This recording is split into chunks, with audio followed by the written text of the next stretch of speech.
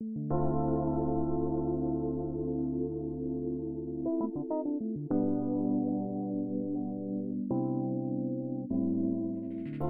goes without saying that music plays a huge role in our everyday lives. It can both harm and heal, influence and persuade, cause a whole bunch of people to constantly be asking you, what's the song name, what song did you use? Guys, I appreciate your dedication and persistence, because we're going to need it to find these lost songs. Songs that were stolen, songs that made Billboard charts that don't even exist. These are 11 pieces of unreleased and lost music.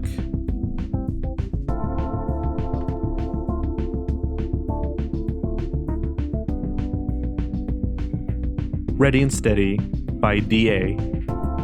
Ready and Steady is a song recorded by artist D.A. in 1979. Interestingly, the song appeared on Billboard magazine's bubbling under the Hot 100 chart for 3 weeks, yet no one can find the song. Wikipedia describes it as being a phantom record, according to some experts. A man named Joel Whitburn is a musical historian, archiving tens of thousands of hit records, except for Ready and Steady. The song is notoriously hard to find, and Whitburn himself came to the conclusion that the song just doesn't exist. Fast One by The Smiths. Also known as the click track or cowbell track, Fast One is an unreleased song by the English rock band The Smiths. It was said to have been recorded back in 1984 at the Jam Studios in London. In 2005, bassist Andy Rourke appeared on the BBC radio show Mint, claiming to be auctioning off unreleased demo tracks. This is where he played a short sample of Fast One, only lasting for a little over a minute. After the show, guitarist Johnny Marr supposedly told Rourke to not give away any unreleased songs. It's unknown if Fast One is being withheld by the Smiths, if this were to be true.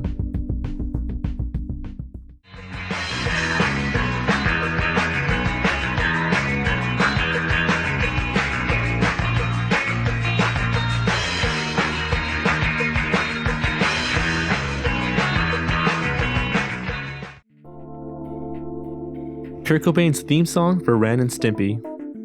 Billy West, who was the voice actor for Stimpy, claimed that frontman of Nirvana, Kurt Cobain, showed up at the animation studio in 1990. This was right before Nirvana gained worldwide attention with their hit album Nevermind in early 1992.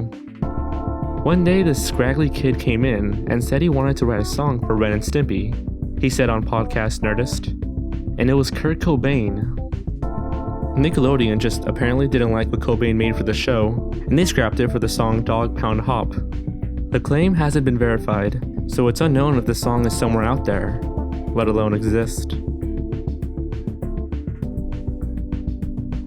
Leviathan by Gorillaz.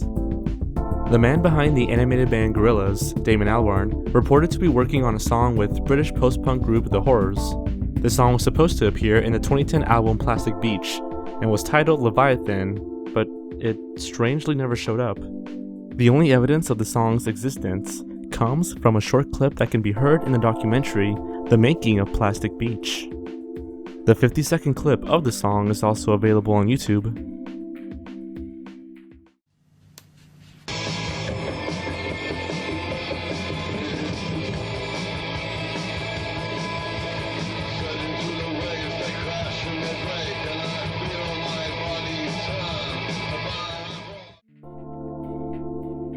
I Wish You Well by Imagine Dragons. Imagine Dragons is an American rock band that first gained mainstream exposure through their hit single Radioactive in 2013. However, back in 2010, the band played at the Bunkhouse Saloon in Las Vegas. At this point, they only had 2 EPs. During this concert, the band performed a song called I Wish You Well, and has since never been heard again. The song made it onto the Blue Microphone's official podcast, but only 50 seconds of it. A video was discovered on YouTube featuring the band playing the full song. The visual and audio quality is terrible, and as of now is the only way for fans to listen to I Wish You Well in its entirety.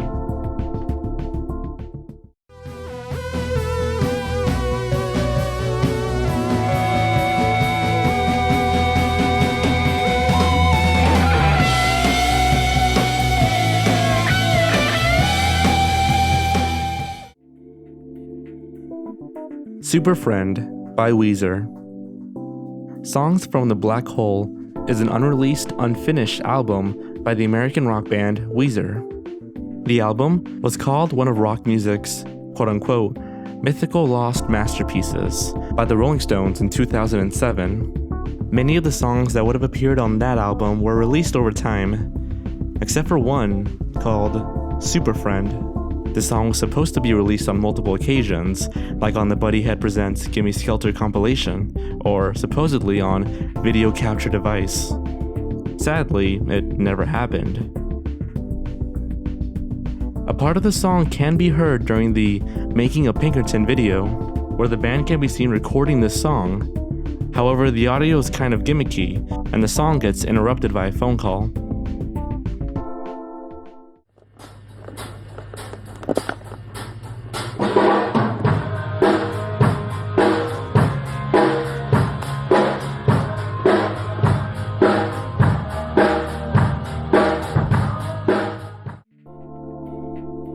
Heat Melts Cubes by Eazy E. In 1991, NWA broke up due to rumored conflicts within the group and musical differences.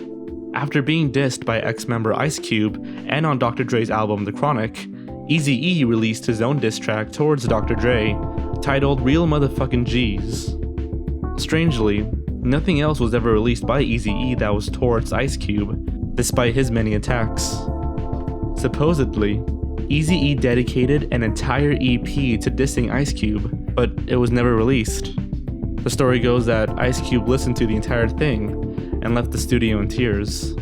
It's also believed that DJ Yella is in possession of this track.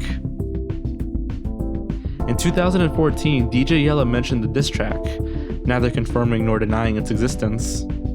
All he said was that he was in possession of an Eazy E diss track, and the supposed online leak is fake. Carnival of Light by the Beatles. During their trippy years, the Beatles recorded an experimental track to be played at the Million Volt Light and Sound Rave, a musical event that took place in London. Mark Lewison, regarded as one of the world's leading authorities on the English rock band The Beatles, was one of the few who got to listen to Carnival of Light. He described it as including, quote-unquote, distorted hypnotic drum and organ sounds, a distorted lead guitar, the sound of a church organ, various effects, water gargling was one, and, perhaps most intimidating of all, John Lennon and McCartney screaming dementedly and bawling aloud random phrases like, "Are you alright?" and "Barcelona." McCartney tried to release the song in 1996 through the Beatles Anthology 2. However, fellow member George Harrison voted against it since he didn't like avant-garde music.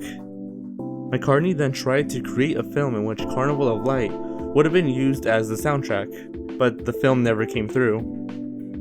In November of 2008, McCartney claims to still have the master recordings in his possession.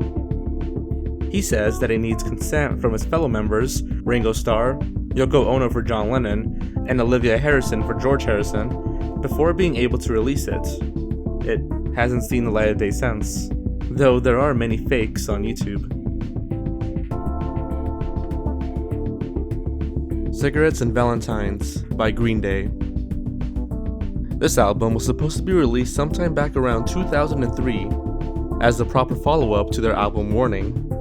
It was near completion, but then all 20 master recordings were stolen from the studio. The band decided to press forward with a new album starting from scratch, instead of just re-recording.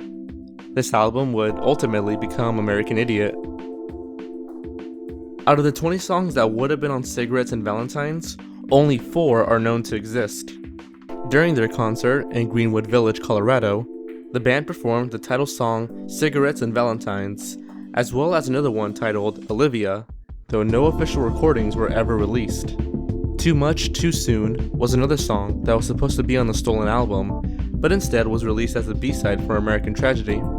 Finally, a song from the album called Walk Away was re-recorded for Green Day's 2010 album Dre. All Lights Fucked on the Hairy Amp Drooling by Godspeed You, Black Emperor. What makes this album really interesting, other than the name, is the fact that only 33 copies were ever released, and in audio cassette back in 1994. It's unknown where these 33 copies are now, except for one that is supposedly being held by the band's record label, Constellation Records. On September 15th, a Reddit user named Casket Jack claimed to have a copy of the tape, going so far as to post pictures and information about the album. This includes a booklet and 2 song names, Random Lovely Moncton Blues and Dad Mom Daddy. Unfortunately, he deleted his Reddit account, possibly because of the mass amount of attention this was receiving.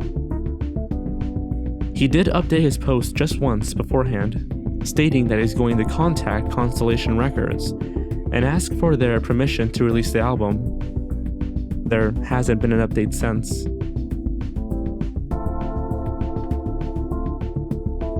Once Upon a Time in Shaolin by the Wu-Tang Clan.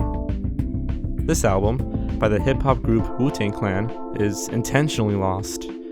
What I mean is that only 1 copy was ever sold, and that 1 copy was auctioned off to the highest selling bidder.